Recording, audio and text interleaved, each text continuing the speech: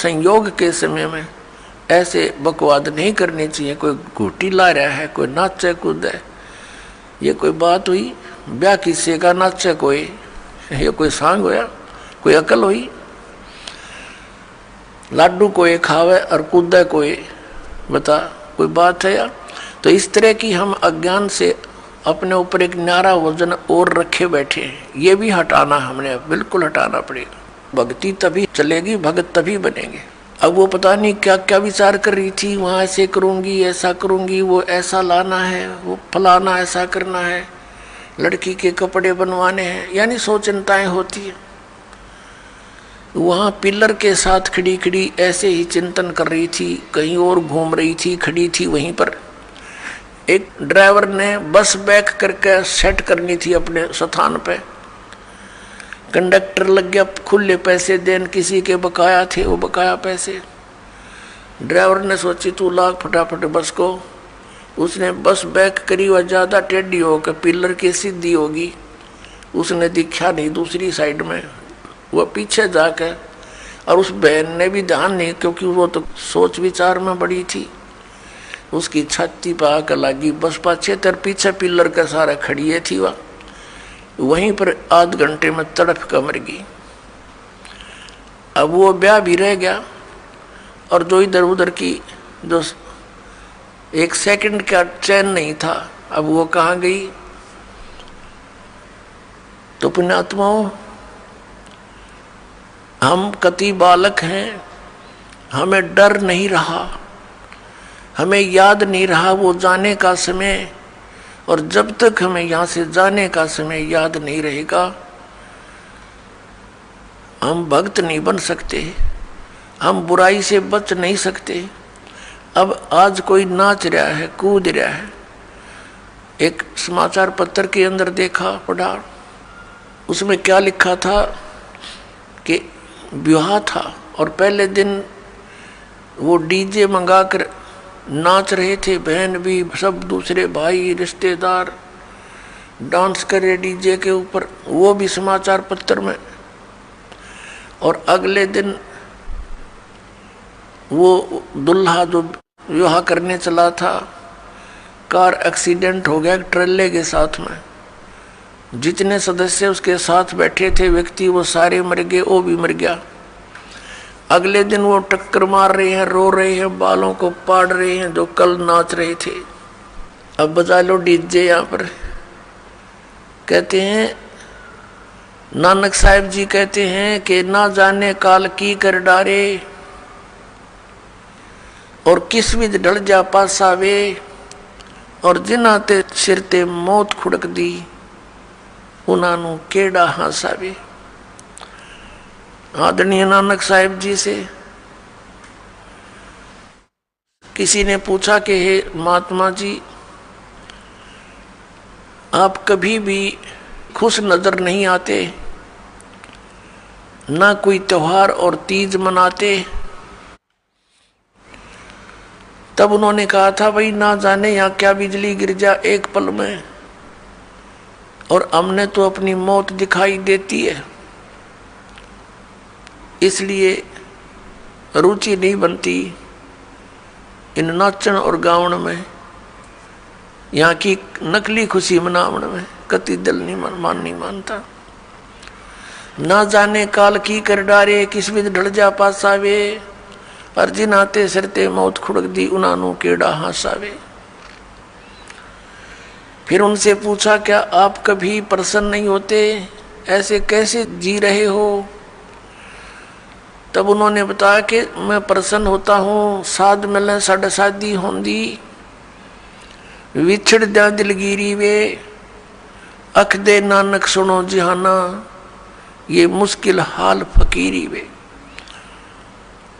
नानक साहिब जी कह रहे हैं कि जब मेरे भक्त, मेरी साध संगत यहाँ आती है सत्संग श्रवण करने के लिए, तो मेरी खुशी का कोई ठिकाना नहीं हो रहता। वो हमारे साथी है, वो हमारी खुशी है। और जब ये वापस जाते हैं संसार में यहाँ से, तो फिर मुझे दिलगिरी होती है, बहुत परेशानी दुख हो जाता है, चिंता लग जाती है कि कहीं ऐसा ना हो ये मेरे बच्चों को जिनको मैंने मुश्किल से मार्ग पर लाया है, सत्य बताया है, परमात्मा का सच्चा ज्ञान समझाया है, कहीं कोई काल, क्योंकि संसार में इस ज्ञान के जानने वाले व्यक्ति नहीं हैं। एक अकेला एक संत होता है जो सतमार्ग देता है, असंतों की गिनती नहीं होती। उनसे प्रभावित अन्य श्रद्धालु भी फिर उसी की बोली बोलते हैं, वही क्रियाएं करते हैं। तो नानक साहिब जी कहा करते कि मुझे फिर चिंता बन जाती है, कहीं मेरी फसल में कीड़ा ना लग जा, यानी कोई काल का दूत इनको भ्रमित ना कर दे, इनका जीवन नष्ट हो जा। कहते हैं साध मिले साढ़ा शादी होंगी, जब ये वापस आते हैं एज इट इज, तो मेरी खुशी का ठिकाना नहीं रहता कि परमात्मा की दया से अभी ये बचे हुए हैं। और विछड़ जा दिलगिरी वे, जब ये यहाँ से जाते हैं तब मुझे बड़ी परेशानी होती है, मुझे चिंता बन जाती है। क्यों बन जाती है? अख दे नानक सुनो जहाना मुश्किल हाल फकीरी वे। फकीरी में भक्ति, फकीर का अर्थ होता है सभी बुराइयों से हटकर सबका परित्याग करके भक्ति करे। तो जैसे भी बुराइयां कुरीतियां संतों ने हटाने की चेष्टा की, तो अन्य समाज ने उसको लगाने की चेष्टा की। तो जिस कारण से भक्त और संसार के अंदर सदा से ही विरोध बना रहा, क्योंकि संसार की जो रीतियां रिवाज हैं वो काल प्रेरित है, वो यही रहने की है। और संतों की मर्यादा इस काल की मर्यादाओं से हटकर है, वो भक्ति बाधक है। इसलिए अन्य समाज के लोग कहते हैं देखो इन्होंने तो माता धोकनी भी छोड़ दी, इन्होंने तो बाबा श्याम जी भी नहीं पूज रहे हैं, ये तो ऐसे भी नहीं कर रहे हैं, ये तो दिवाली भी नहीं मना रहे हैं, ये कैसे हो गए हैं, इन तो बट्ठा बैठा दिया। एक भक्त बतावा था, कहने लगा जी आज 10 वर्ष हो गए हमने कोई त्योहार नहीं मना लिया। नाम लिया था उसने उस दिन, फिर वो अपने दुख गिनावा था। कह रहा था जी हमने 10 वर्ष हो गए हमारा त्योहार नहीं मन लिया, ना होली ना दिवाली ना तीज ना कोई अन्य। क्या कारण? कि हमारा परिवार है, कभी तो हमारे घर में कोई खुद जवान भाई की मृत्यु हो जाती है, 1 वर्ष उसकी चिंता पूरी होती है, तब तक दूसरा कोई रिश्तेदार निकट में, जैसे बहन का पति मर गया, फिर त्योहार मने नहीं, फिर कोई बिल्कुल साथ में का केताऊ का मर गया जवान, फिर ऐसे फिर लड़का मर गया। 10 वर्ष हो गए हमने त्योहार नहीं बना लिया।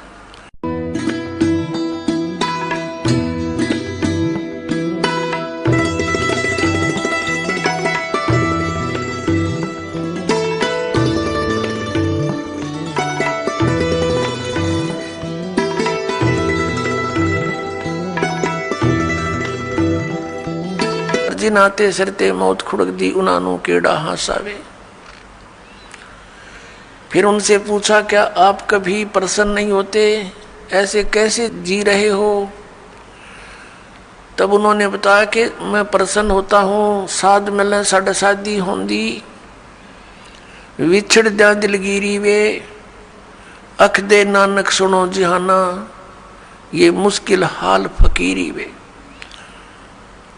नानक साहिब जी कह रहे हैं कि जब मेरे भक्त, मेरी साध संगत यहाँ आती है सत्संग श्रवण करने के लिए, तो मेरी खुशी का कोई ठिकाना नहीं हो रहता। वो हमारे साथी है, वो हमारी खुशी है। और जब ये वापस जाते हैं संसार में यहाँ से, तो फिर मुझे दिलगिरी होती है, बहुत परेशानी दुख हो जाता है, चिंता लग जाती है कि कहीं ऐसा ना हो ये मेरे बच्चों को जिनको मैंने मुश्किल से मार्ग पर लाया है, सत्य बताया है, परमात्मा का सच्चा ज्ञान समझाया है, कहीं कोई काल, क्योंकि संसार में इस ज्ञान के जानने वाले व्यक्ति नहीं हैं। एक अकेला एक संत होता है जो सतमार्ग देता है, असंतों की गिनती नहीं होती। उनसे प्रभावित अन्य श्रद्धालु भी फिर उसी की बोली बोलते हैं, वही क्रियाएं करते हैं। तो नानक साहिब जी कहा करते कि मुझे फिर चिंता बन जाती है, कहीं मेरी फसल में कीड़ा ना लग जा, यानी कोई काल का दूत इनको भ्रमित ना कर दे, इनका जीवन नष्ट हो जा। कहते हैं साध मिले साढ़ा शादी होंगी, जब ये वापस आते हैं एज इट इज, तो मेरी खुशी का ठिकाना नहीं रहता कि परमात्मा की दया से अभी ये बचे हुए हैं। और विछड़ जा दिलगिरी वे, जब ये यहाँ से जाते हैं तब मुझे बड़ी परेशानी होती है, मुझे चिंता बन जाती है। क्यों बन जाती है? अख दे नानक सुनो जहाँ ना मुश्किल हाल फकीरी वे। फकीरी में भक्ति, फकीर का अर्थ होता है सभी बुराइयों से हटकर सबका परित्याग करके भक्ति करे। तो जैसे भी बुराइयां कुरीतियां संतों ने हटाने की चेष्टा की, तो अन्य समाज ने उसको लगाने की चेष्टा की। तो जिस कारण से भक्त और संसार के अंदर सदा से ही विरोध बना रहा, क्योंकि संसार की जो रीतियां रिवाज हैं वो काल प्रेरित है, वो यही रहने की है। और संतों की मर्यादा इस काल की मर्यादाओं से हटकर है, वो भक्ति बाधक है। इसलिए अन्य समाज के लोग कहते हैं देखो इन्होंने तो माता धोकनी भी छोड़ दी, इन्होंने तो बाबा श्याम जी भी नहीं पूज रहे हैं, ये तो ऐसे भी नहीं कर रहे हैं, ये तो दिवाली भी नहीं मना रहे हैं, ये कैसे हो गए हैं, इन तो बट्ठा बैठा दिया। एक भक्त बतावा था, कहने लगा जी आज 10 वर्ष हो गए हमने कोई त्योहार नहीं मना लिया। नाम लिया था उसने उस दिन, फिर वो अपने दुख गिनावा था। कह रहा था जी हमने 10 वर्ष हो गए हमारा त्योहार नहीं मन लिया, ना होली ना दिवाली ना तीज ना कोई अन्य। क्या कारण? कि हमारा परिवार है, कभी तो हमारे घर में कोई खुद जवान भाई की मृत्यु हो जाती है, 1 वर्ष उसकी चिंता पूरी होती है, तब तक दूसरा कोई रिश्तेदार निकट में, जैसे बहन का पति मर गया, फिर त्योहार मने नहीं, फिर कोई बिल्कुल साथ में का केताऊ का मर गया जवान, फिर ऐसे फिर लड़का मर गया। 10 वर्ष हो गए हमने त्योहार नहीं मना लिया। तो फिर इन त्योहारों को किस लिए मनाते हैं? या तो फिर भी मनाओ अगर इतने कंपलसरी है तो। ये कहने का भाव ये है यहाँ कुछ मनाने की जरूरत ना है, या तो भगवान के गुण गान की आवश्यकता है। और उस समय को याद रखे, ये जाने का समय याद रखे। अब हम कितने मूर्ख बना रखे हैं। ये दास सत्संग करने जाया करता था, तो वहाँ ऐसे ही भक्तों के साथ हमारे जो एक आध भक्त नाम लेता, वहाँ पाठ करते, हम 2-3 दिन रुकते। तो एक व्यक्ति जैसे ही बुला लेते जी आज उस ज्ञान समझ लो, वो बुला ले उसको, वो बैठ कर लगा एंड बैंड बोलन। कहते भक्ति तो अपने मनमय होती है, गुरु बनाने से क्या भक्ति होती है, ले कर दे दे और करके खा ले, बस यही सब कुछ होता है। काफ़ी ऐसी ऐसी बातें करता रहा, समझाने की चेष्टा की, नहीं माना। क्योंकि उसका 10-15 किले एकड़ जमीन थी, अच्छा ट्यूबवेल ला रखा था खेतों में, तो उसने फिर क्या जरूरत थी, क्या आवश्यकता समझा था वो भगवान की, युवा शरीर था। काफ़ी समझाने की चेष्टा की, एंड बैंड बोलता रहा, उठ कर चला गया। खान पीन की उम्र है और भी अब फांसी लगा रहे हो आप, बीड़ी नहीं पीनी, शराब नहीं पीनी, मांस नहीं खाना, नाचना कूदना नहीं है, यूँ कह कर उठ कर चला गया। और कहता है कि भक्ति तो बुढ़ापे में करया करें, वृद्ध अवस्था हो जा। तो उसको बता भाई बुढ़ापे में भक्ति कठिन हो जाएगी जब पहले से स्टार्ट ना हुई था। क्योंकि बुढ़ापे में तो फिर सारी ये आपदाएं आती हैं, कभी आंख बनवानी, कभी दांत पड़वाने, कदे पिंडी भड़के, कभी सिर में दर्द, और बड़ा परिवार हो जाता, कदे कोई बीमार, कोई किसी की मृत्यु, वह सारी उस वृद्ध के चोट लगा करे। और कदे खांसी सतावे, कदे और 100 समस्याएं हो जाती हैं, उठ के बैठा जाना, और क्या पता वृद्धावस्था तक प्राणी जीवित रहेगा कि ना रहेगा। तो भक्ति के लिए तो संतों ने बताया है, सदग्रंथों में भी यही लिखा पाया है कि भक्ति के लिए जब भी बच्चा 3 वर्ष का हो जाए, बोलने लग जा, 3 वर्ष के बालक को उपदेश दिला देना चाहिए। जैसा भी करे वो थोड़ा बहुत करता रहेगा, क्योंकि घर में जब चर्चा चलती है, मंत्र चलेंगे तो वो भी बोलेगा, अपने आप बोलता रहेगा। बच्चे को ज़्यादा असर होता है, प्रभाव बनता है। तो 3 वर्ष तक बच्चा माता पिता के आश्रित होता है। माता पिता ने दीक्षा ले ली, मर्यादा में रहेंगे तो परमात्मा उनके उस स्तर के बच्चों की भी रक्षा करेंगे, और फिर उन बच्चों को नाम से जोड़ देना चाहिए। तो फिर क्या देखा, 1 महीने के बाद फिर उसी गांव में, नगर में जाने का परमात्मा ने संयोग बनाया, सत्संग था। तो दूसरी बार जब दास गया, वहां पता चला कि वो व्यक्ति जो यहाँ वाद विवाद करे था, वो उसकी मृत्यु होगी। और मृत्यु भी कैसे होगी, कैसे हुई, बड़ी दर्दनाक तरीके थे। उसका अपना एक कुआं था, इस साइड की बात है, बाडड़ा साइड की, हरियाणा की। उसका अपना एक कुआं था, उस कुएं में नीचे जल था, कुएं में से वो ट्यूबवेल चलाते हैं। तो सारा दिन ट्यूबवेल चलाया, पानी कुछ नीचे चला जाता है, वो पानी नीचे चला गया कुएं का। और वो स्नान करने के लिए वो क्या करता था, उस कुएं में ही उसने नीचे पत्थर की पैड़ी सी लगा रखी थी, उन पर बैठकर स्नान करता था। जब कुएं का पानी भरा होता था तो वो ऊपर की पैड़ियों पर बैठकर वहीं नहा लेता था। और फिर क्या, उस दिन पानी गया, नीचे उतर, और उसने सोचा इस नीचे वाली पैड़ी पर बैठकर नहा लूं, और दायरा कम से कम 5 फुट नीचे।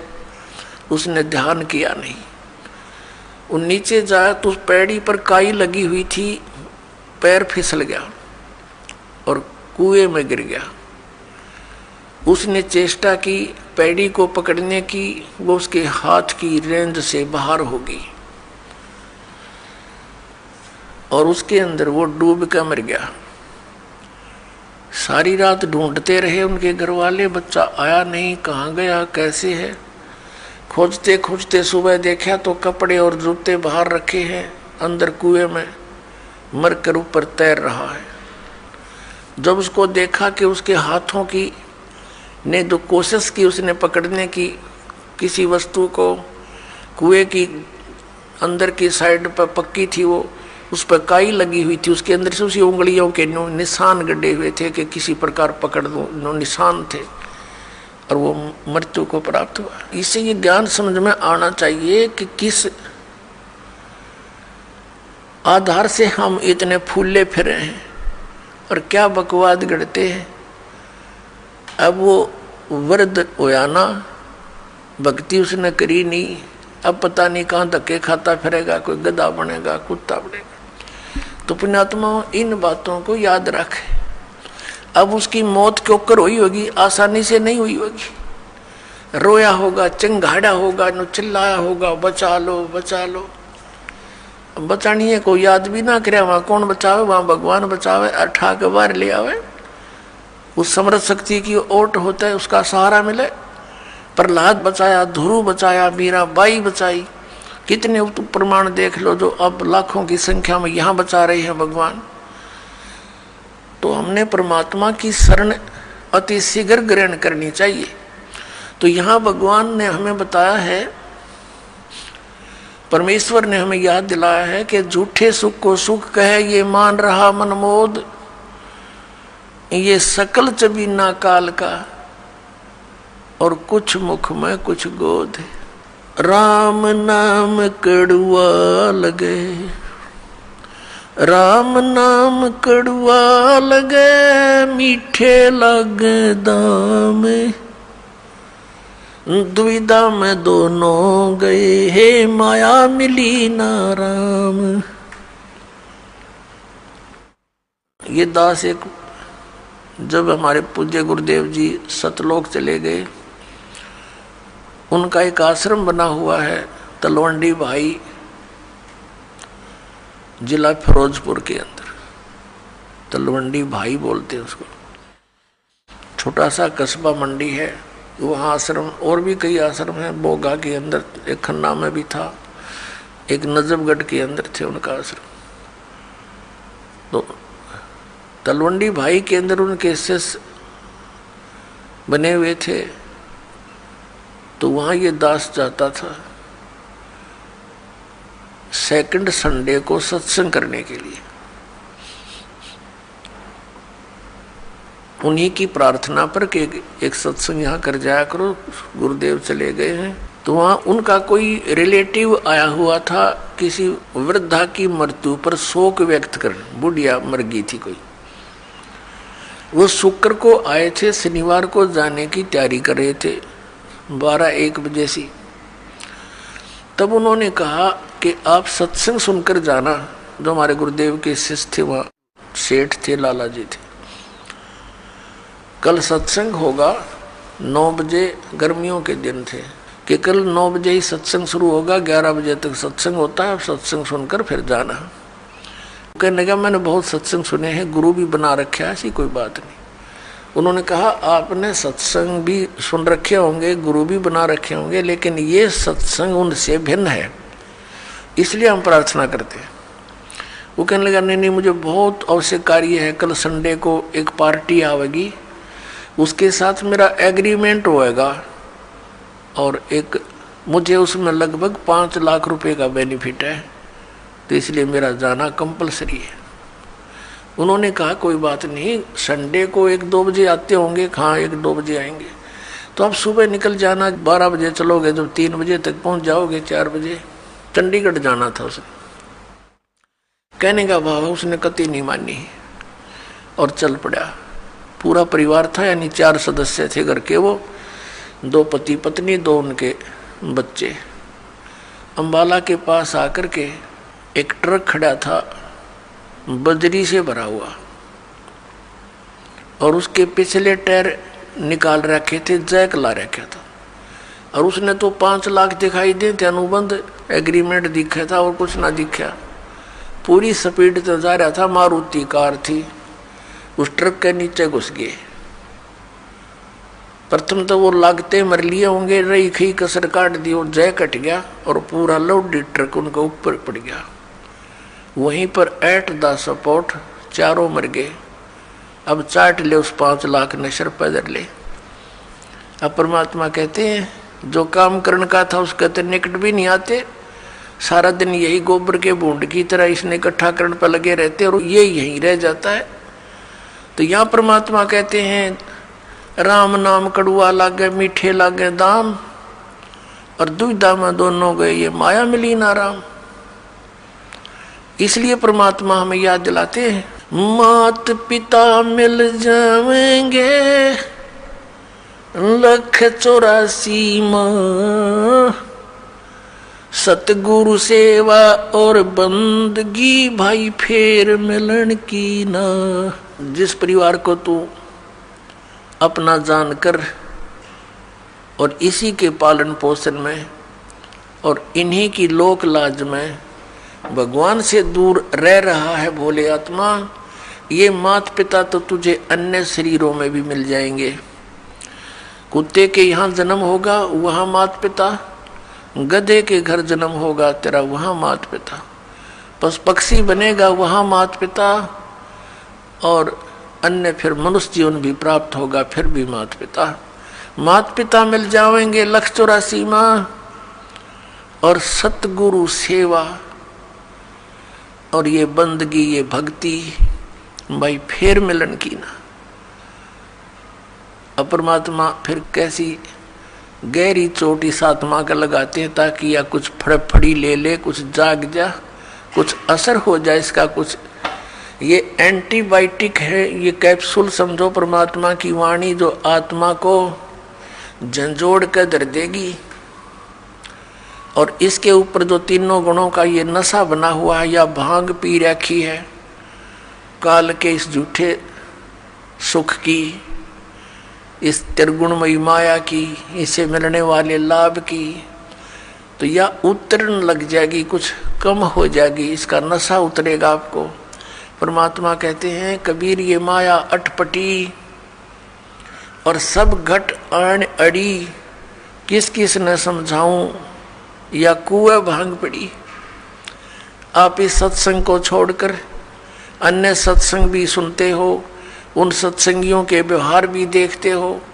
नाम सत्संग का, कर्म सारे वही जो आम जन साधारण किया करता है। इसलिए समाज में कुरीतियाँ ना घट करके बढ़ती ही चली गई। ऐसे ही ये भ्रष्टाचार भी बढ़ता ही चला गया, दुराचार भी चरम सीमा पर पहुंच गया, अत्याचार, लूट खसोट, रिश्वतखोरी। तो क्या फायदा हुआ? इतने संत और भक्तों की गिनती नहीं और असर इतना भी नहीं किसी का।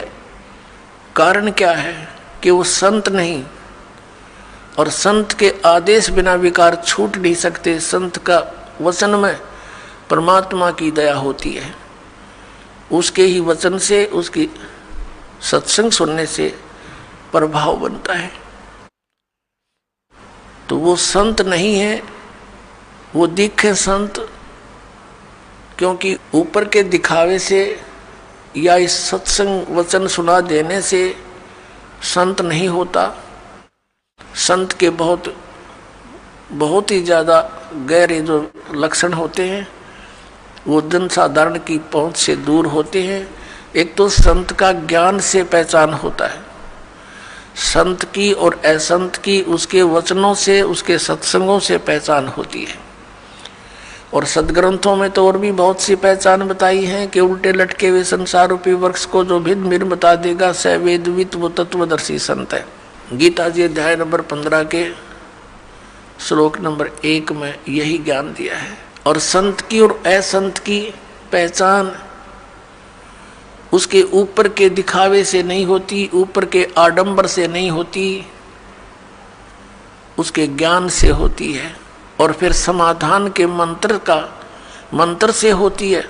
ज्ञान भी सुन सुना कर कोई किसी से मिलता जुलता कह सकता है, लेकिन उसके पास उस रोग के नाश करने की, इस हमारे जन्म मृत्यु के रोग का नाश करने की और प्रारब्ध के अंदर आने वाले कष्टों का निवारण करने की औषधि नहीं है, वो सही मंत्र नहीं है, तो कितनी ही बातें बनाता रहे वो संत नहीं है।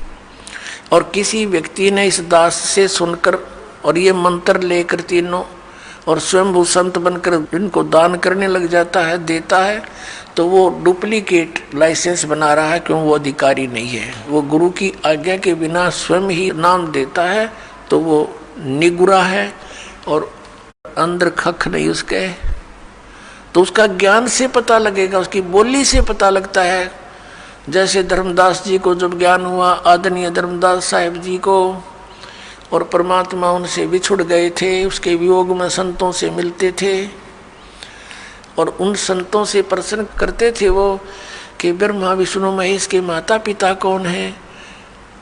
गीता जी अध्याय नंबर 18 के श्लोक नंबर 62 में जो गीता ज्ञानदाता किसी अन्य भगवान की शरण में जाने को कहता है, वो भगवान, वो परमात्मा कौन है, तो वो उसका जवाब नहीं दे पाते थे। वो वही बोली बोलते थे जो पहले बोला करते थे, ये तो अजरो अमर है, सर्वेश्वर है, महेश्वर है। तो उठकर चल पड़ता था कि ये संत नहीं असंत है। तो संत और असंत की बोली से पता लगे। कबीर परमेश्वर जी कहते हैं, खरना होवे केहरी कबहू सिंह की खाल उड़ाए। यदि गधे को सिंह की यानी शेर की खाल पहना दी ऊपर का कवर उसका, वो उस मात्र से सिंह नहीं बन जाता, शेर नहीं बन जाता, दिखता शेर है बिल्कुल। एक समय एक कुमार ने कुबद सूझगी, उसने कितने कोई शेर की खाल पाएगी पड़ी हुई, शेर मरा पा गया, उसने वो खाल खुल तार तोड़ लिया उसकी कितने काट पीट के, और उसने अपने गधे पर डाल दी, पूरी फट कर दी, और उसको रात के समय खेतों में छोड़ दे, वो जाके किसानों की फसल खावे। रखवाले देखें चांद की चांदनी में निकट जावें, क्या बढ़ गया क्या आ गया, देखे वहां पर शेर खड़ा है, फसल खा रहा है, शेर सिंह, तो वो भाग ले पूरी तरह, गांव में आकर रुके, मर गए, शेर आ रहा शेर आ गया। अब रखवालों ने उधर जाना भी छोड़ दिया कि रात में शेर आवर फसल खावे।